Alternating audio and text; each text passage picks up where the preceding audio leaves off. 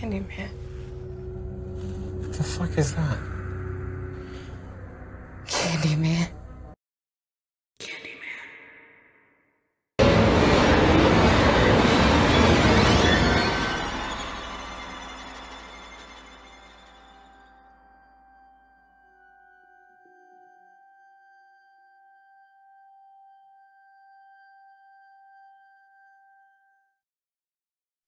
We've all heard of the boogeyman, a monster that's supposed to take kids away for being bad.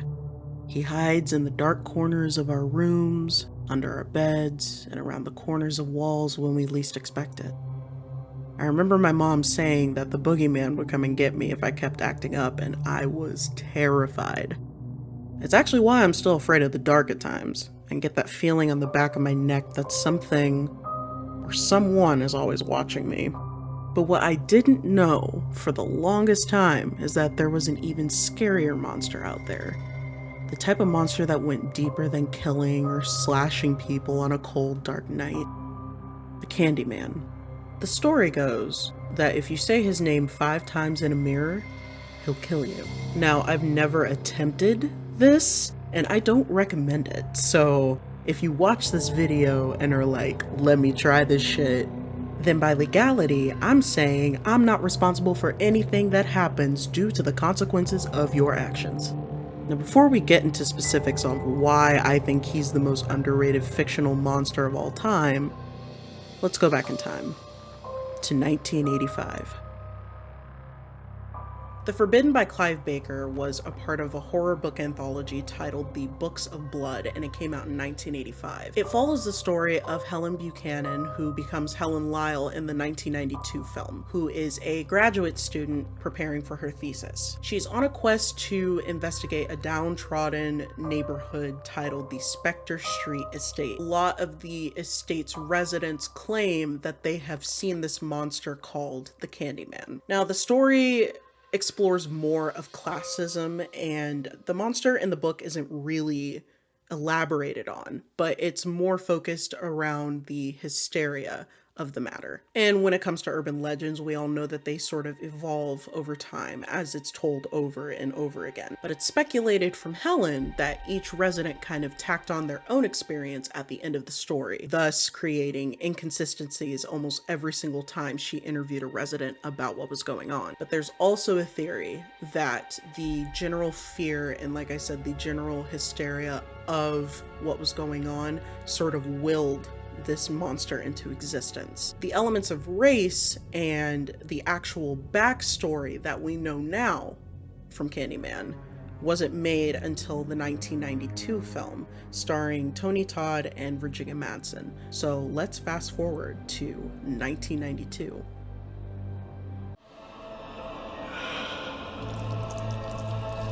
Be my victim.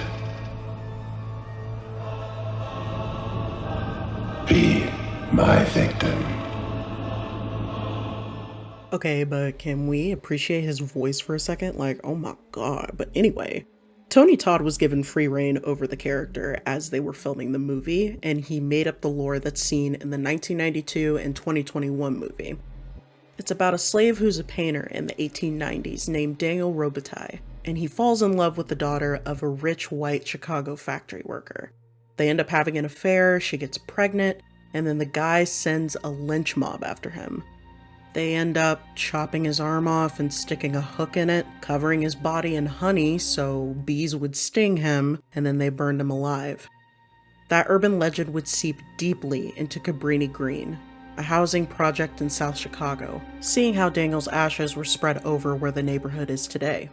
However, after a lot of consideration, we're not necessarily going to dive too deeply into the 1992 film because it's portrayed through a white savior lens with Helen, especially when she saves the character Anthony McCoy at the end of the movie from the wrath of the Candyman. But we'll come back to Anthony later. And not to mention, a lot of nuances happen in the 2021 film. But I will say that the original film wasn't afraid to touch on what Candyman actually presents as a whole. Black generational trauma. From the gentrification of Cabrini Green to the character himself, we see how centuries of trauma inflicted on a person and Black people can affect us in ways that we don't really talk about, and how it repeats itself endlessly. So let's move on to 2021. In the 2021 film of The Candyman, it follows the perspective of Anthony McCoy, an artist that resides in downtown Chicago. He goes on this journey of trying to find himself as an artist and ends up deciding to do an art piece based on Cabrini Green. Well, he ends up becoming obsessed with the concept of the Candyman when he learns about the death of Sherman Fields. Now, back in the 70s, Sherman was wanted in the neighborhood of Cabrini Green after being suspected of putting razor blades into a little white girl's candy on Halloween. However, one day he was caught giving candy to a little boy in a laundry room and was beaten to death by a group of police that outnumbered him. After he died, it was found out that razor blades were still being found in other children's candy. He was innocent. The nuance comes from that moment, right? Another innocent black man being killed unjustly, lynched even. And it was at the time where the black community was essentially helpless. It creates an entirely new cycle of racism that Cabrini Green sees for years to come. And it starts to affect how Anthony even navigates his way through the movie. There's an entire shift in his character that can be seen once he learns the truth of Sherman's death. Anthony's art was being policed by a white gallery owner because his work wasn't tragic enough. And in turn, he loses himself to the pattern of showing raw racial trauma for an inkling of gratification. I can say that as a black creator, there was a time, especially in 2020, at the height of a lot of racial stuff going on, that we were made to feel that we were only good enough for our trauma in creator spaces. It's what people fed off of, and it's the only way we got engagement. His art ends up still not being good enough in the end. It becomes more than just a story about another death for Anthony. It becomes reality for him in more ways than one. Something that I noticed while researching about Candyman is that people often miss the point of his existence. Let's get a little factual here. There's a syndrome that fits Candyman's motives called post-traumatic slave syndrome. Now, I know that sounds like some hotep shit, but hear me out. It was discovered 12 years after research by Dr. Joy DeGruy, who specializes in the intersection of trauma, racism, and violence. And she wrote an entire book of research on it. I'll link it in the description below. She defines it as a theory that explains the etiology of many of the adaptive survival behaviors in African American communities throughout the United States and the diaspora. It is a condition that exists as a consequence of multi-generational oppression of Africans and their descendants, resulting from centuries of chattel slavery, a form of slavery which was predicated on the belief that African Americans were inherently, genetically inferior to whites. This was then followed by institutionalized racism, which continues to perpetuate injury. To kind of put it into simpler terms, there were reasons why the Candyman did what he did. And he wasn't there just for the horror aspect of it, but he was there because the story was meant to make a statement about institutionalized racism and what it can do to generation after generation. As I said earlier, a lot of videos miss the point as to why he's very important in the black community. And it's one of the only horror stories that actually touches upon black generational trauma. I think that's why I have so much respect for the Candyman movies and his story, especially for the newer one more so than the old one. It started the conversation of what exactly is generational trauma doing to the black community, and why isn't this being talked about? The story and origins of Candyman is so deeply rooted in trauma that spans from person to person, so much so that it creates a legitimate hive of people. It's not really talked about in the 1992 film or the 2021 film. There is a hive of innocent black men that have been killed all throughout time, and as a culmination, they become what is known as Candyman. There was this interview that I found that didn't get nearly enough press as it should have, and it was for the 2021 movie. It had black mental health professionals, an actor from the movie, and a professor that teaches black horror in college, and they were talking about the film. More importantly, the impact of black horror and how it's kind of been healing to see more black horror coming out. Black history is full of horror. And the trauma that we felt 400 years ago is something that we can still feel now. But we've taken this time to change the narrative and tell stories that need to be told under the guise of, this is who we truly are as a people. It comes from underneath our perspective.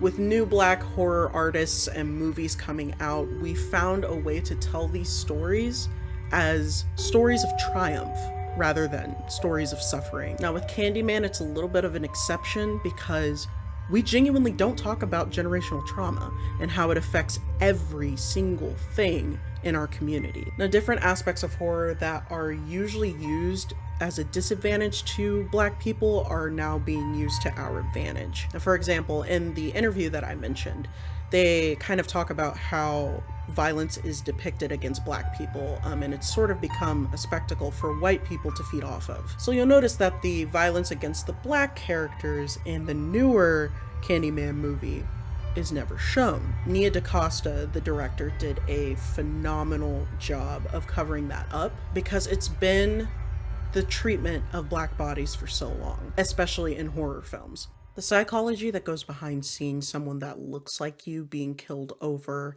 and over and over again is tiring, to say the least. It explains the numbness and the lack of reaction that comes with each case of police brutality against Black people.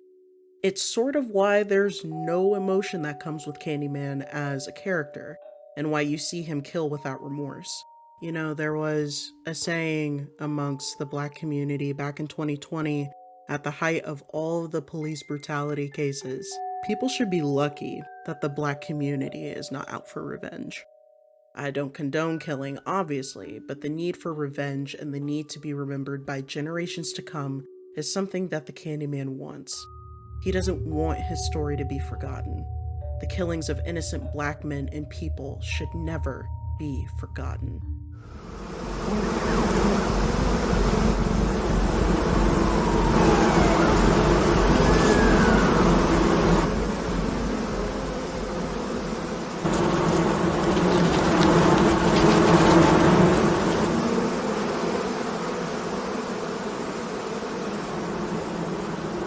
Tell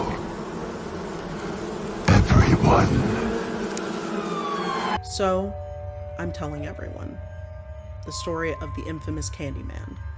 The character that does not get the recognition that he deserves because his story speaks on a lot of truths that people don't want to hear. I could talk about the story for days and days, but I definitely wanted to kind of condense my knowledge into a nice little video for y'all, so you can watch it just in time for scary season. I encourage you viewers to go watch the film if horror is your thing, and make theories for yourself. Comment down below once you have. I would love to read your thoughts. I truly hope that you've enjoyed this segment of my brain and me being back on YouTube for just a bit. Have a safe Halloween season, and I will see you all later. Bye!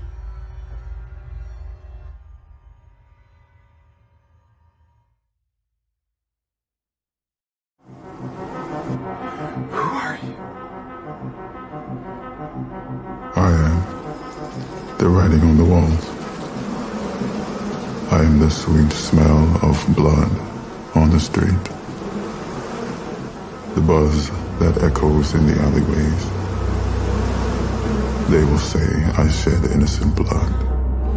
You are far from innocent, but they'll say you were. That's all that matters.